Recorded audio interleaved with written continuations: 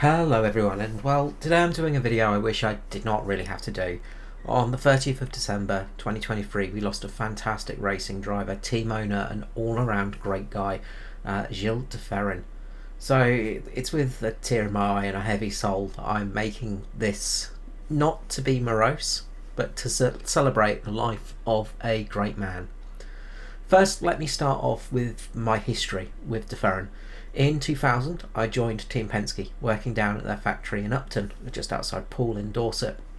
I started sweeping the floors and worked my way up, helping in the carbon fibre department. One of my jobs was building parts for cars 2 and 3, De Ferran and Castroneves. Although the team had switched to Reynard chassis for the 2000 season, they were still making the actual chassis off the Reynard designs, which meant we were still in business down at the shop. In 2001, De Ferran came over to the UK to celebrate with us, which gave me a brief meeting along with having to help decorate a cake topper with icing. Having worked in a bakery prior, I was chosen to help out, which was one of the stranger days in the shop.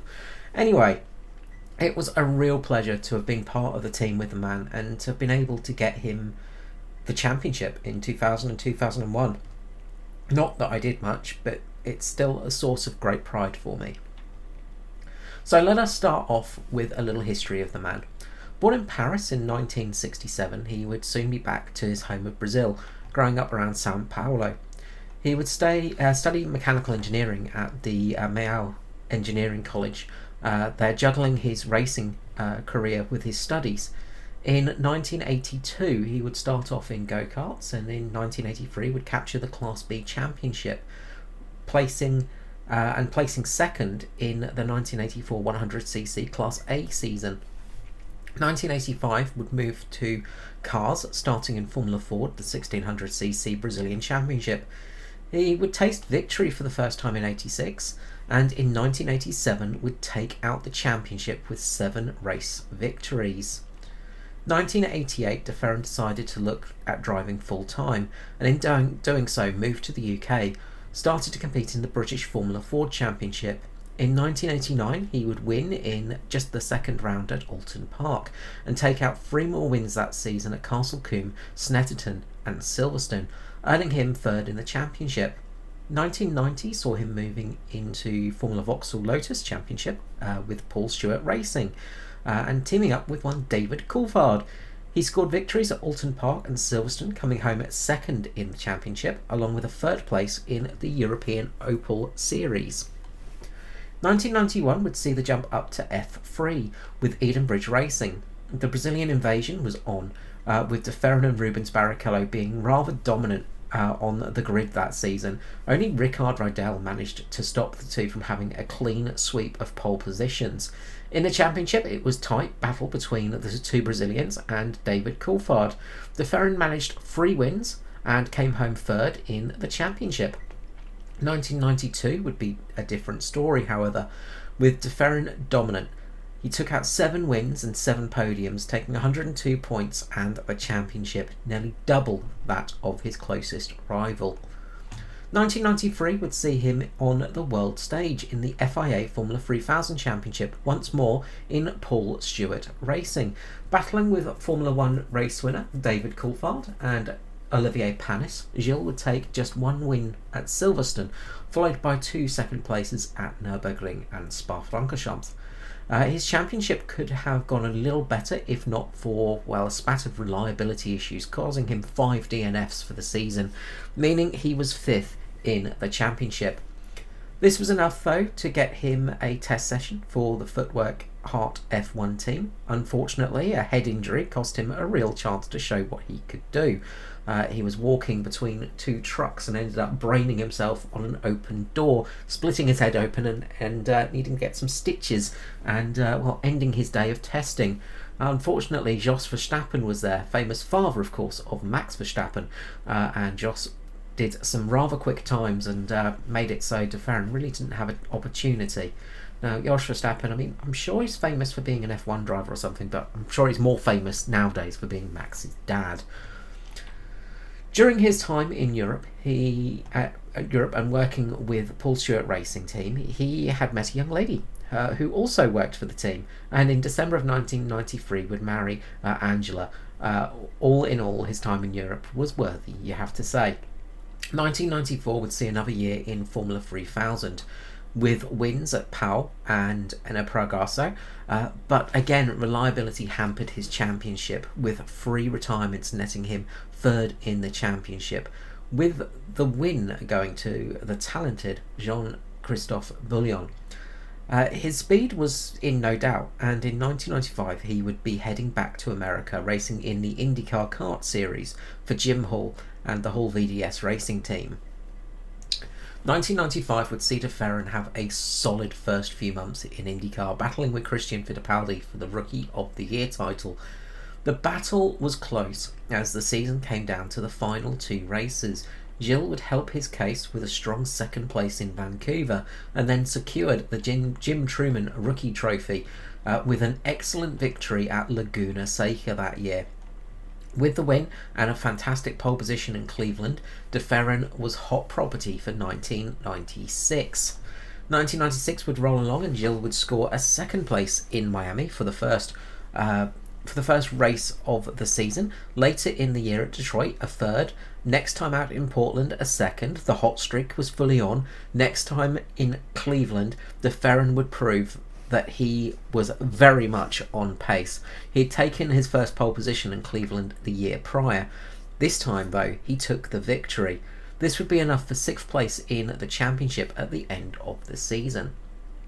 1997 would see a switch to Walker Racing and the start of a bit of a winless drought, but saying 97 was a bad season would be telling a lie, and De Ferran pulled out his secret weapon, his insane ability to be consistent. Look, we'll go to 2001 in a few moments. With 7 podiums and only 4 finishes outside the top 10, De Ferran secured 2nd place in the championship with 162 points. Not enough to beat Zanardi with 195, but enough to be the best of the rest and show he was capable of a season campaign. The fact he finished 2nd with no wins was absolutely astonishing, and a really great consistent season from De Ferran. His ability to stay inside the top 10 was just amazing. 1998 would not be as good, however. Although he would lead 126 laps in the season, it really did not come together, struggling to get himself inside of that top 10. A lot of the struggle came down to the fact he was using Goodyear tyres and not Firestone. He would take 3rd place in Motegi and Detroit, but they were the few highlights of that season. 1999 would prove a bit more successful for the year, but the team still struggled on the Goodyear tyres over their Firestone rivals. De Ferran would get a podium in Japan at Motegi with 2nd place, a 3rd in Milwaukee, 2nd in Cleveland, but it was at Portland he would show what he had. The team gambled on a free stopper strategy, praying for no full course cautions. They didn't. They luckily did not get any full course cautions, and with only 12 laps to go, De Ferran was almost 30 seconds in the lead ahead of Juan Pablo Montoya. But they needed to stop for a splashing dash. When he came out after his 3rd and final pit stop, he was somehow 10 seconds ahead of Montoya still, and would take the flag and victory, ending the year in 6th position. He had done enough to pique the interest of Roger Penske. He would hire the 33-year-old for the 2000 season. He would also be driving the number 2 car, and this would be kind of cool for him because he was a massive Fittipaldi fan, and he idolised Enzo, so very cool to see him in that car. 2000 would see a huge change to the Penske organisation. No longer designing their own chassis, they had switched to Reynard Designs. This proved to work rather well, and the team came out of the gate with speed, De Ferran taking pole in the first 2 races. The team was sitting at 99 victories in the series, and it was not until round number 5 at Nazareth that the big 100 would appear, when De Ferran took his first win for the team and for 2000. He would follow this up at round number 8 in Portland with another victory, then following it up with consistency, with 8 top 10 finishes, 5 of which were podiums. At the final race of the season in Fontana, De Ferran would set a new closed course average speed record in qualifying, taking pole position with an eye-watering speed of 241.428 miles per hour, a feat that has not yet been matched since. This record has stayed for 23 years and I don't see it being beaten anytime soon. This, along with a third place, secured him his very first championship. 2001 would start out strong with a second in Monterey and a third at Long Beach. Round number 3 at Texas would be cancelled, and well, for good reason. The speed and the G-force were insane. We had drivers blacking out from G-lock, hitting a sustained 3 to 4 G in the corners, causing them to black out. This was evident on some of the telemetry where the drivers would lift in an unexpected way because they were unconscious. The rest of the season, De Ferran started to struggle to get to victory lane, but was consistent, battling with teammate Castroneves and Kenny Brack for the title, both having 3 victories each heading into Vancouver, round number 15 of 21. De Ferran came home second and got the lead of the championship once more, 5 points ahead of Castroneves, 6 ahead of Kenny Brack. Round number 16 was in Germany at the Euro Speedway in Lausitz. This race would see the absolute horror crash between Zanardi and Tagliani. Not going to go into detail with that one, but absolutely horror. Brack would end up taking the victory. He took an 11-point lead in the championship ahead of De Ferran, second with 120 points and no wins. Michael Andretti now third with 115 points. Round 17 was at the new Rockingham track in Corby on British soil. Brack would take pole position ahead of De Ferran, but the race would turn out to be an absolute classic. De Ferran narrowly taking victory, just 6/10 ahead of Brack. Absolute masterclass from De Ferran, a beautiful overtake. Really, really awesome stuff. Speaking for the pool team, we were all delighted by this. Many of the teams stayed down in pool and watched the race in the factory. It was a delight to see Gil take his first win of 2001 in the UK and definitely lifted spirits in the factory. Houston was next and De Ferran would take another victory with a third place at Laguna Seca, fourth in Australia at Surfers Paradise, and sealing the season up with a 6th at Fontana. It was enough to secure victory and the last kart title for Penske, who were set to move back to IndyCar for 2002. Of course, they had been competing in both IndyCar and kart in 2001. The 85th Indy 500 that year, Penske returned to the Brickyard, taking a historic 1-2, Castroneves taking the victory just ahead of De Ferran in second. 2002 would see a stellar season for De Ferran, taking 5 podiums in 14 races, along with 2 wins at Pikes Peak and Gateway, but a heavy crash in Chicago would see him out for the rest of the season. 2003 would start off well with a 2nd place in Homestead, but next time out in Phoenix, De Ferran would have a heavy crash, breaking his back. This would cause him to miss Motegi and be back for the Indy 500, luckily. During the race, the 2 Penske cars were strong. By lap 150, they were running a healthy 1-2, Castroneves in the lead of De Ferran. On a lap 169, Castroneves behind a lapped car just slowed a little bit, giving De Ferran the opportunity to make the move, taking the lead of the race. He would hold Castroneves off barely to win his first Indy 500 and Penske's second 1-2 finish in 3 years, with Castroneves in second. This was Castroneves' absolute blinding rookie few years in the Indy 500. Win, and then second place. Just absolutely dominant. Awesome stuff from Castroneves, and leads to that beautiful picture of De Ferran doing the Spider-Man with Castroneves at the end of the race. As the season went on, De Ferran would only have 2 finishes outside the top 10, taking 4 third places and 2 more wins in Nashville and Texas. Despite this fantastic season, it was not enough to beat this young Scott Dixon bloke, a man that's gone on to do some rather good things in the IndyCar series, and De Ferran came home second in the championship. He soon announced his retirement at the end of the season. Gil De Ferran would move into a management role after he hung up his helmet, for the first time notably becoming sporting director of BAR Honda in 2005 and McLaren in 2018.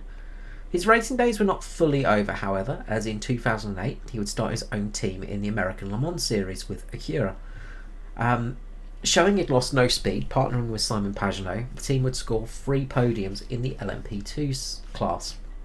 2009 he would jump up to LMP1 with the factory Acura teams racing.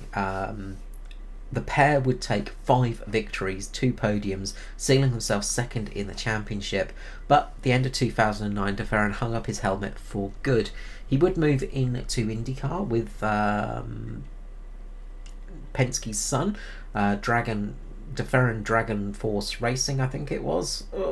But unfortunately, it didn't really go anywhere, and the team closed doors in 2011. So, Gil De Ferran will always be remembered as one of the all-time great Brazilian drivers. He was not only one of the fastest, but the nicest drivers out there as well. There was always a what if he made it to Formula 1, but honestly, if he had, it would have probably been for a very poor team with no funding, which would have hurt his career like so many other drivers we've seen. You know, you think about all those drivers that had stellar junior careers, got to Formula 1, ended up in a Minardi, Footwork, an Arrows, a Tyrrell, and then just disappeared. Now, there are a few exceptions, of course, but it was very, very rare for it to happen. So I think moving to America was probably the best thing for De Ferran, and it ended up not hurting his career at all. I want to end this with a thank you to him and a bit of an apology as well. See, back in 2001, I think it was 2001, we were making a new rest pedal for the inside of the car. The designers had made it lighter and thinner than prior, and I was assigned to lay it up. I made the plate, and about 4 weeks later, we had a rather large pile of carbon fibre returned to Paul. See, the rest plate was a little too thin and snapped on him while he was going over 200 miles per hour. This caused the car to jerk to the right into the wall, and well, the rest is history. I was called into Nick Guse's office and told I'd caused about $1.5 million worth of damage to a car. Luckily, De Ferran was okay. A little bruised, but okay. Well, luckily for me, a few days later it was discovered the plate was made correctly, but it was the design that was wrong, so I was safe and didn't have to have my wages docked for the rest of my life. Gil is an absolute hero of mine, and I can't express the sadness in my soul knowing he's gone. I want to send my love and best wishes to his family, who I'm sure are struggling right now, and I can only hope that this little video can aid us all in remembering that yes, we should be sad for his passing, but we should also celebrate the man's life. And for us few lucky enough to have met him or had him make a little bit of an impact, just to make our lives a little bit better, we should be so thankful of that. So thank you, Gil. You will be forever missed. And if you have any good memories of Gil De Ferran, please let me know in the comments. It would be fantastic to hear from you. Yeah, look, thank you very much for watching this video, and I wish I didn't have to make it. That's all I have to say. Thank you very much, and goodbye.